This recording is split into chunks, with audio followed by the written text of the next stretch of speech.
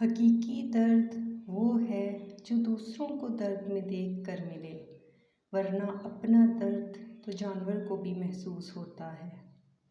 عورت اگر شعور پا لے تو فرعون کے گھر میں بھی موسیٰ کو پال لیتی ہے۔ تاروں کو انسان تب گھورتا ہے جب زمین پر اس کا کچھ کھو گیا ہو۔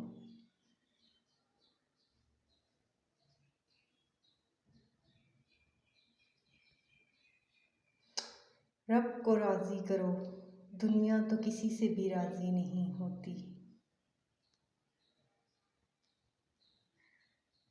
ہم اکثر ان لوگوں کو تلاش کرتے ہیں جن سے ہم محبت کرتے ہیں، اور ان لوگوں سے بے خبر رہتے ہیں جو ہم سے محبت کرتے ہیں۔